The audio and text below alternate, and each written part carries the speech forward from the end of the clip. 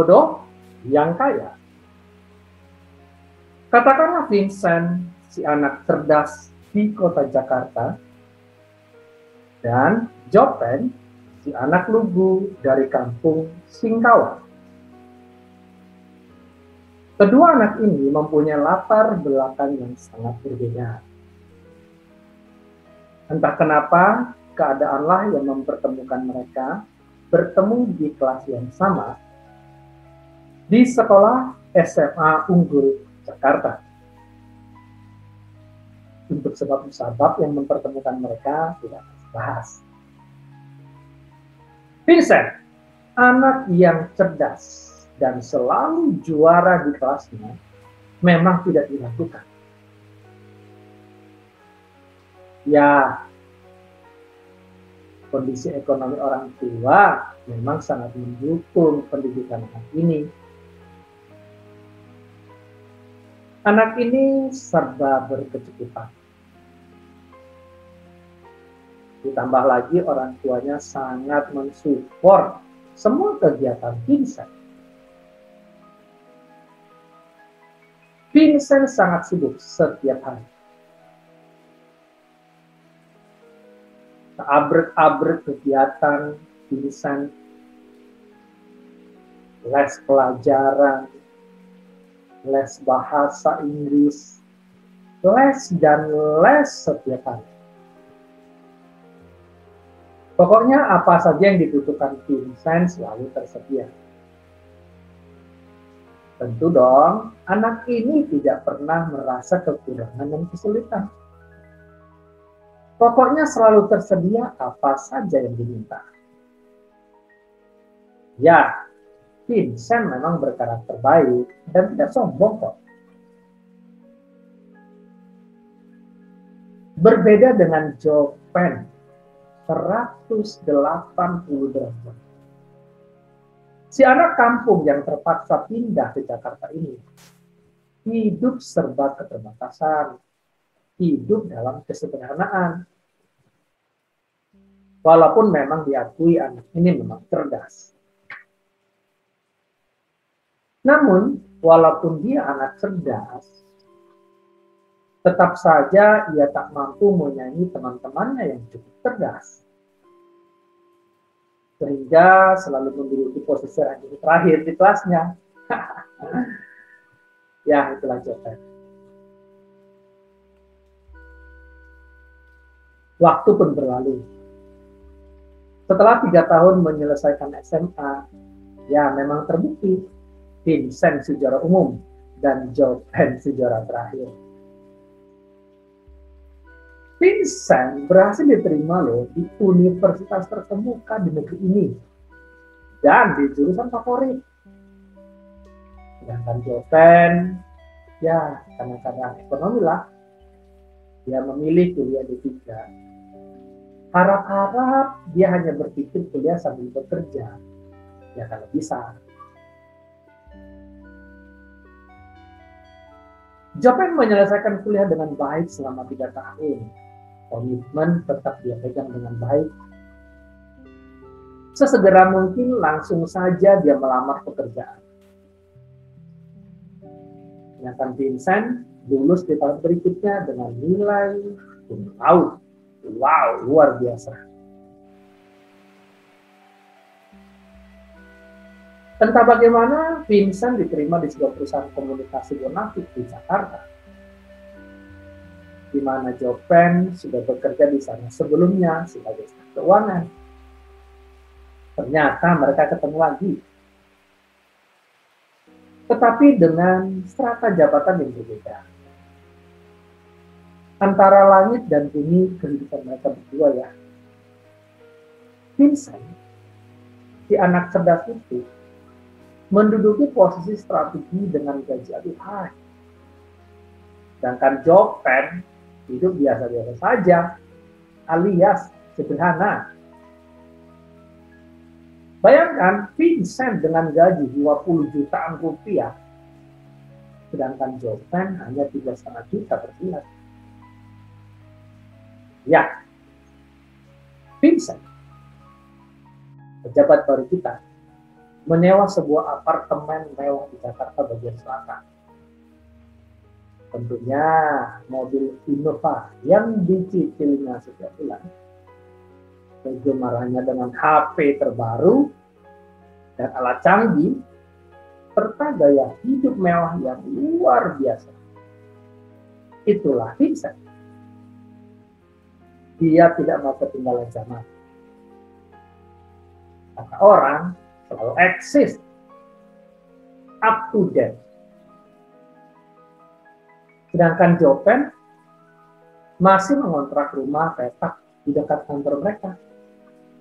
Hitung-hitung tidak berarti ongkos dengan motor bekasnya yang dibeli cash itu.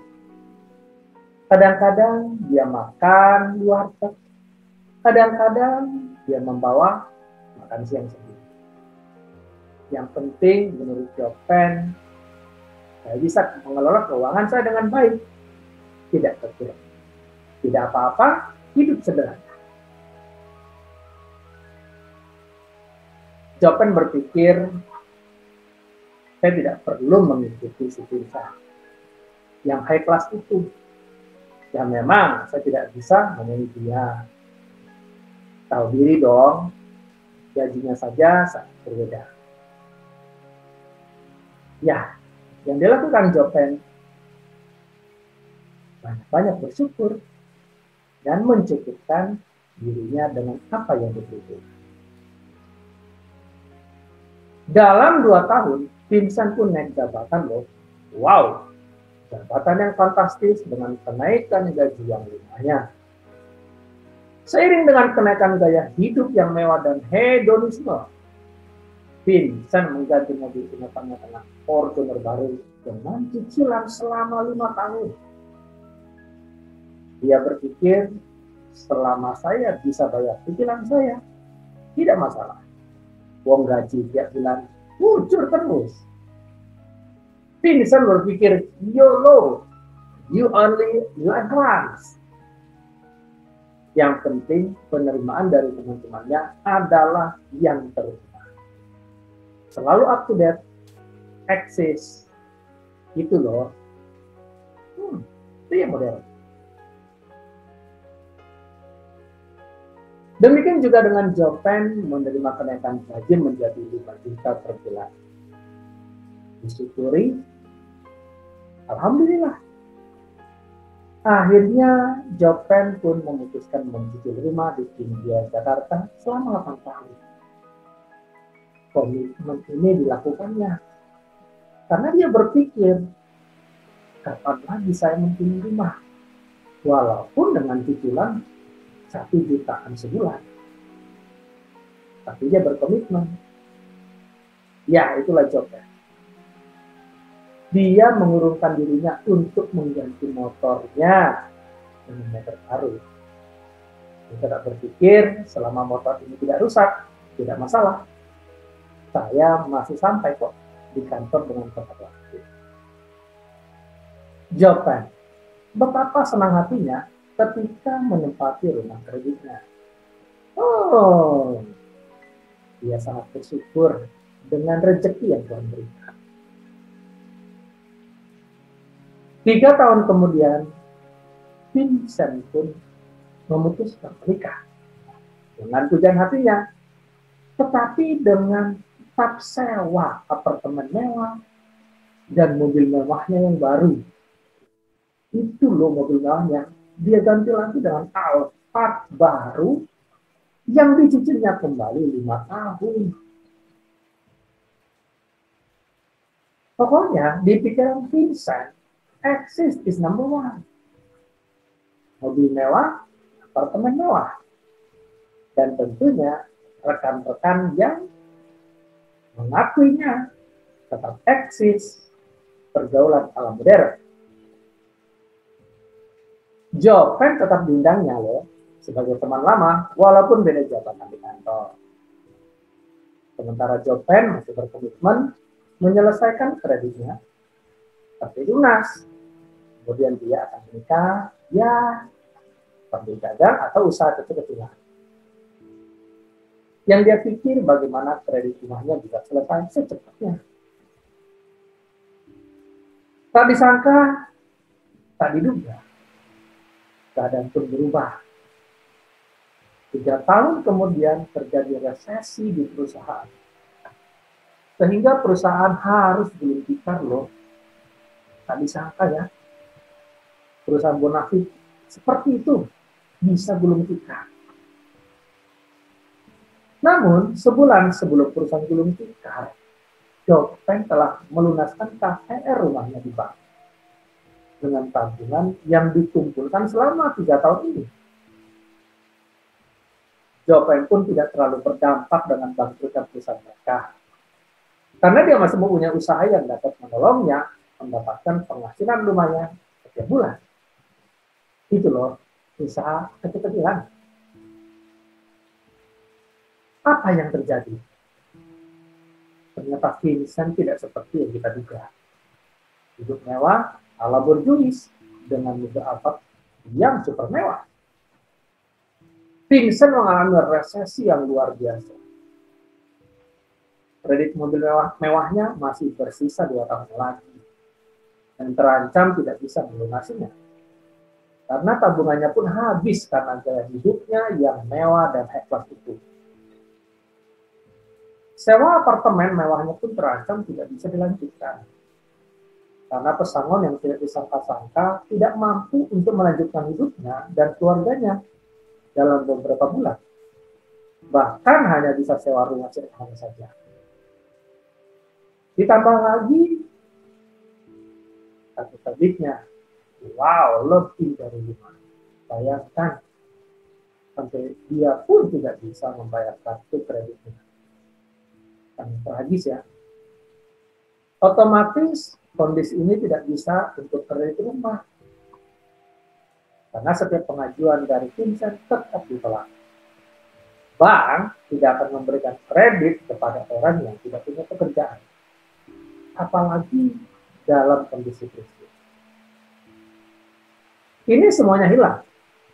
Vincent tidak punya harta apa-apa sekarang. Ludes semua. Kembali ke nol. Kasihan. Berbeda dengan Chopin.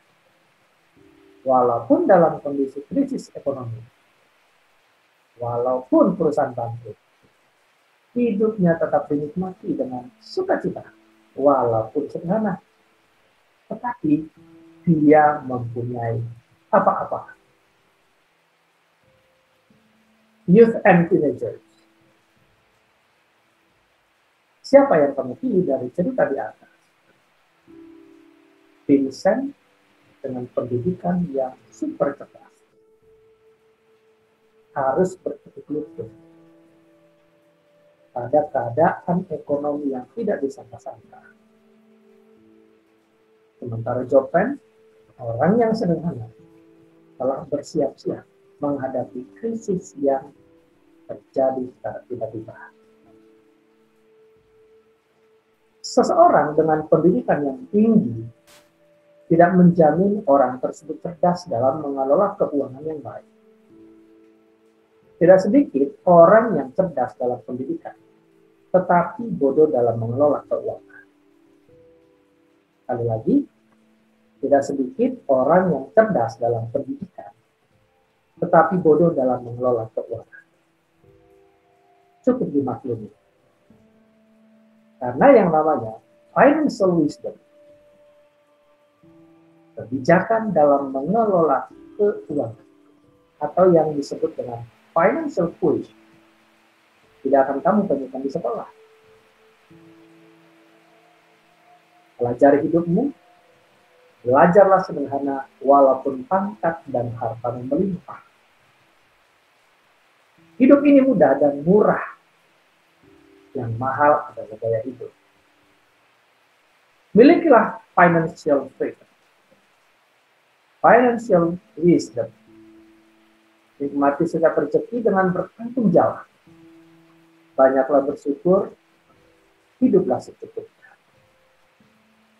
Jangan pernah berhutang, karena berhutang sama dengan menggadaikan masa depan.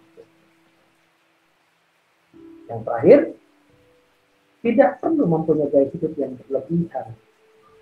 Pujian dari manusia hanya sementara dan hanya memanjakan telingamu saja.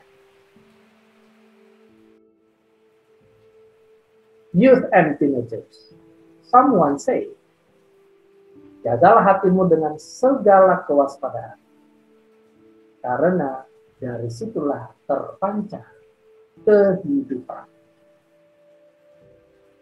Oke, youth and teenagers, inilah Financial Wisdom bersama DNA.12 Education. Have a nice day.